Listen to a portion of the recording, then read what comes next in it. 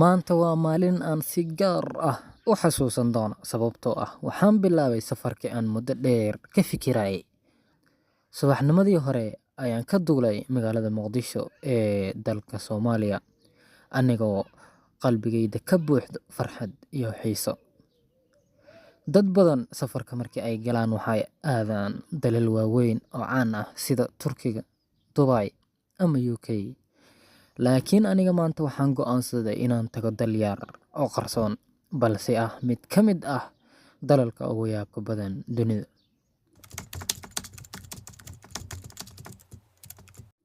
Markii aan gaaray garoonka diyaaradaha ee Aadan Cadde, waxaan dareemay jawi kala duwan.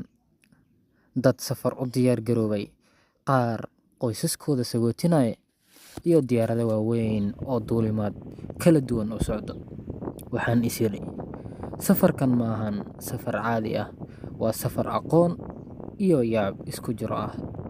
Kadib markii aan diyaaradda saaray boorsadayda, waxaan galay gudaha diyaaradda anigoo kursigayda raadinaya. Waxaan bilaabay inaan ka fikiro wax aan filayo inaan arko markii aan gaaro meesha aan u socdo. Diyaaraddu markii ay hawada gashay, waxaan daaqadda ka eegay magaalada Muqdisho oo sii fogaanayso. Waxaan arkay badweynta, dhulka ballaaran iyo nalalka magaalada oo sii yaraanaya. Waxaan is iri, dunidu waa weyn tahay, dalal badan baa jiro, laakiin qaar ka mid ah dalalkaasi dad badan ma aqaanaan. Dad badan ma oga xitaa in ay dal yihiin. Waxaan naftayda u sheegay in muuqaalkan aan samayn doono uu noqon doono mid dadka wax badan barayo kana yaabinayo.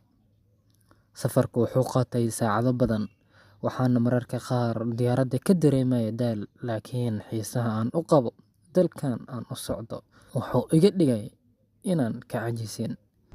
Intii aan hawada ku guda jirnay, waxaan barayay maskaxdayda su'aalo badan sida dal yar u noqon karo dal madax bannaan, sida dad yar ay u maamuli karaan dal dhan, maxaa ka dhigay dalkani mid caalami ahaan muhiim u ah. Su'aalahaas oo dhan jawaabtooda waxaan sugaynaa ilaa aan dhulka cagta dhigno. Ugu dambeyntii diyaaraddii waxay soo caga dhigatay Roma, oo ah magaalo weyn oo ka tirsan dalka Italy. Markii aan Roma imid, waxaan dareemay in aan galay meel taariikh dheer leh, dhismooyin waaweyn iyo waddooyin dad badan ka buuxaan. Laakiin inkastoo Roma ay caan tahay, anigoo halkan kuma sii nagaanin. Safarkaygu wuxuu ahaa mid gaar ah, sababtoo ah gudaha Roma waxaa ku yaalo dal kale oo ka duwan dalkan. Wax yar kadib, waxaan gaaray meel aad u yaab leh. Waxaan arkay xuduud yar oo u dhaxaysa Roma iyo dalkaas. Ma ahan xuduud leh buundooyin waaweyn ama askar badan oo hub culus wadata. Waa xuduud yar oo fudud, laakiin marka aad tallaabo yar qaaddo, waxaad si toos ah ugu gudbaysaa dal madax bannaan. Markii aan tillaabada qaaday, waxaan is iri, hadda waxaad gashay dal aan caadi ahayn. Dalka aan soo galay waa Vatican City, waa dalka ugu yar dunida oo dhan. Cabir ahaantiisa waa ku dhowaad nus kiiloomitir oo kaliya, sida xaafad yar oo ku taalla magaalada Muqdisho. Laakiin waxa ugu la yaabka badan ayaa ah in dalkaasi uu leeyahay sumcad iyo awood caalami ah oo aad uga weyn cabirkiisa. Markii aan gudaha u sii socday, waxaan arkay dad badan oo dalxiisayaal ah oo dunida oo dhan ka kala yimid. Dhammaantood hal ujeeddo ayay lahaayeen, inay arkaan dalkan la yaabka leh ee Vatican City. Waxaan bilaabay inaan fahmo sababta dalka uu muhiim ugu yahay dalxiisayaasha.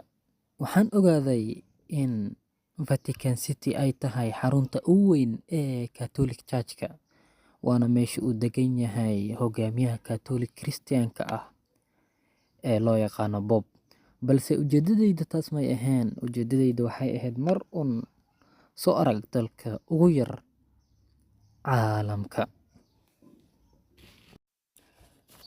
intii aan magaalada dhex socday waxaan arkay dhismooyin qadiim ah oo aad u waaweyn, kuwaas oo weli u taagan si adag inkastoo ay jiraan boqolaal sano. Meel kasta waxaa ka dareemaysaa dhismooyin taariikhi ah iyo farshaxanno qurqurux badan, sida adoo dhex mushaaxayso matxaf furan oo qadiimi ah. Xitaa darbiyada magaalada iyo saqafyada dhismooyinka qaar waxaa ka muuqda naqshado iyo sawirro cajiib ah oo qofka ka yaabinaya sidii dadkii hore ay wax u dhisan jireen. Waxyaabaha igu yaabka badnaa waxaa ka mid ahaa ciidanka gaarka ah ee ilaalinaya amniga dalkan. Waxay xiran yihiin dharar midabo badan leh, waxayna markii hore u ekaayeen aan u malaynayay dad bandhig faneed u socda. Laakiin markii aan si dhow u fiiriyay, waxaan ogaaday inay yihiin ciidamo si buuxda u tababaran, nidaamkooduna aad u adag yahay, taasoo muujinayso in dalkan inkastuu yar yahay, haddana amnigiisu aad u sarreeyo. Waxaan sidoo kale ogaaday in Vatican City uu yahay meel dunida oo dhan laga soo dalxiis tago. Dad badan oo dalxiisayaal ah waxay ka kala socdaan wadamo badan, waxayna u yimaadaan in ay arkaan taariikhda iyo farshaxanada gaarka ah ee halkan ku kaydsan.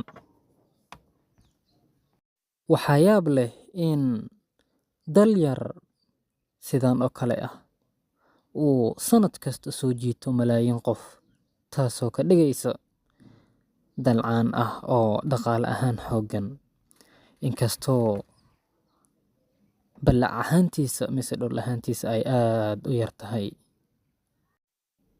Ugu dambeyntii, safarkaydu wuxuu ku soo idlaaday halkan. Safarkaydu wuxuu ii noqday mid aan iloobi doonin, maadaama aan u safray dalka ugu yar caalamka. Muuqaalkeena maanta waa naga intaa. Tan iyo muuqaalkeena xiga aan ku kulmi doono waa anigoo ah Abdaxkiim Elonko. Fadlan haddii isku cusub tahay channelka, subscribe noo saar. Haddii hore nala joogtin waad ku mahadsan tahay daawashadaada. Waa tan iyo muuqaalkeena dambe aan ku kulmi doono. في أمان الله وتوفيقه، والسلام عليكم ورحمة الله وبركاته. Ladies and gentlemen, welcome to the remarkable Vatican City, the world's smallest independent state, located in the heart of Rome, Italy. The population is just around 800 residents, making it the smallest sovereign nation on Earth